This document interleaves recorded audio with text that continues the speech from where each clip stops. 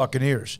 Now, Brett McMurphy, I asked him to come on the show in the last couple of days, said he's on vacation, but does have this one today. We've seen this before from Aresco. Commissioner Mike Aresco just released an epic, rambling, 2,587-word open letter for elimination of the Power 5 label. He's right. From this day forward, I'm going to refer to them as the Power 2, the Middle 3, and the Group of 5. So that was something that just came out about 2 o'clock an hour ago from Brett McMurphy. He seems really hung up on these labels. Like really Who, hung Brett? up. No, Mike Aresco. Oh, no, he is, yeah. And you've heard me even sometimes mention whenever we talk to ADs or presidents, whoever, about whatever's the Group of 5, Power 5, and it maybe is a little bit of that chip on the shoulder. But, yeah, it doesn't matter. Does it really matter? Group of 5, Power 5, there's some people that don't even know the difference between those two labels.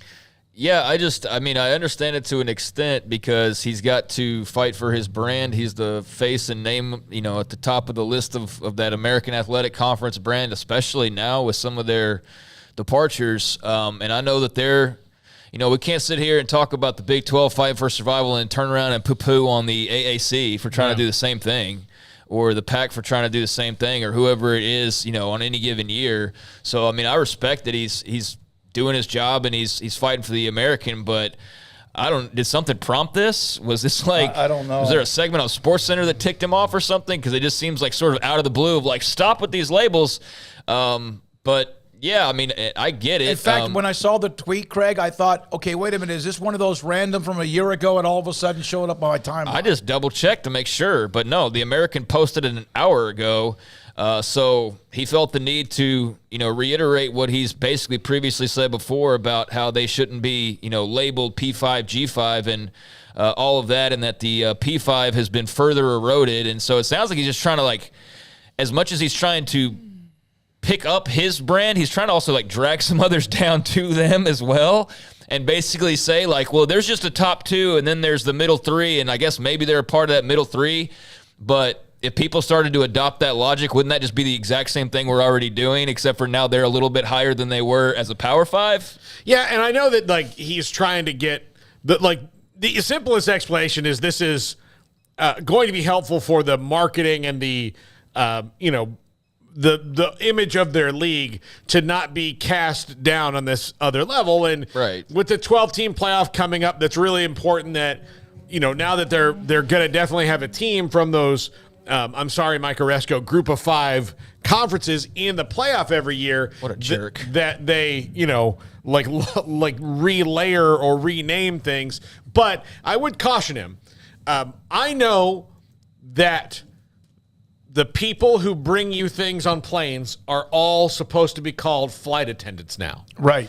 But darn it all, if I have not said stewardess every day of my life, I know it. They want to be called flight attendants. That's fine. But when I think of their job, I think of them as a stewardess. So a lot's going to have to change in the public lexicon for this to work. When I want to call one of them, I say ma'am or sir. Yes, but in my brain, I'm still thinking stewardess. So you're I right. still call Baylor women's basketball Lady Bears on occasion because that's just what's been drilled into my head for years and years, and I know it's changed now, and I always correct myself or whatever. But I understand his point. I understand the fight he's fighting, but the autonomous 5 is the label that we just fall back on, and then what argument does he have? Mm-hmm.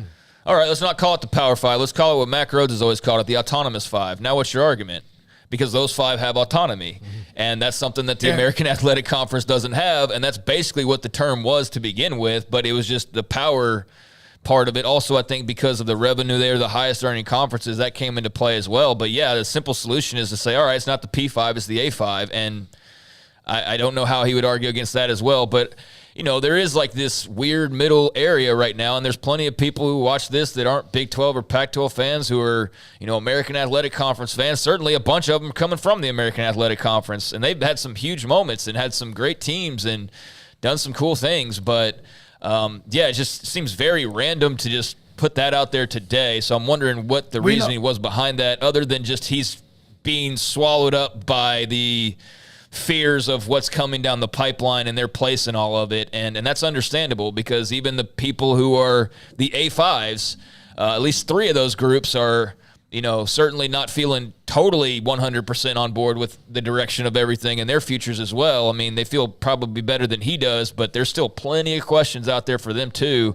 So, yeah, I mean, if we're saying just power as in power and not autonomy or anything like that, yeah, we're heading directly towards the power too. Yeah. And so if that makes him feel better, then that's fine, but I don't think it really changes all that much. Some of the reactions to McMurphy's tweet were, well, really, it's the power 2, the middle 2, and the whatever. And then it was the power 2, the middle 3, and 5 others. So have it and take it as you want. Dennis Haiti, who has been on here before when it comes to sometimes the sports business and ratings, and we have not always agreed, Dennis and I, on some of his comments or what he thinks of us. But he's not an everyday guy, but he does like the show.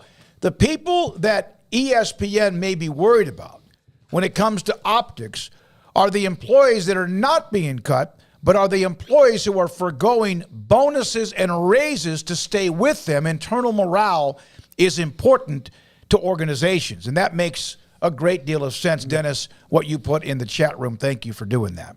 Also, a retired stockbroker, I got to make sure I comb through this one first because you never know with retired stockbroker. Waiters, waitresses become servers. I agree, whatever. David Smoak, ma'am, she better be older because that ain't good either. No, I don't know if ma'am for a young woman is, yes, ma'am. I've always taught that. Yes, sir. It's just kind. Is ma'am referring to maybe someone 40 and older? Or is it referring to a female anything? Not when Pete Catalina tells you to say it. Yeah. I'll just tell you that. I just secret agent. Does he think that dropping the label will affect how his conference is perceived? I don't think it will. Yeah. Oh, I don't think it will. I think he thinks it will long term. Like this, he has to think of it as a long term play. It's not going to be something that if we all of a sudden start, calling it by a different name, that a year from now people aren't going to remember what it was. It's got to be long. This is something long term, and he's trying to do it to coincide with the fact that they are getting more opportunities now because of the 12-team playoff. His methodology for going about it and writing a 2,500-word letter is so long. It's not insane. Yeah, there are. Okay, we have a college student in this room. When you have to write a 25-word paper, Emery, you're pretty pissed off because that's a long time of your day. I mean, let's see, I'm guessing about a 12.5-page letter if you print it out, maybe more. I don't know if there's anything ever in a world that I would ever read that was that long. Mm-hmm. It has to be about maybe something that's going to affect me personally immediately for me to read it if it's that long.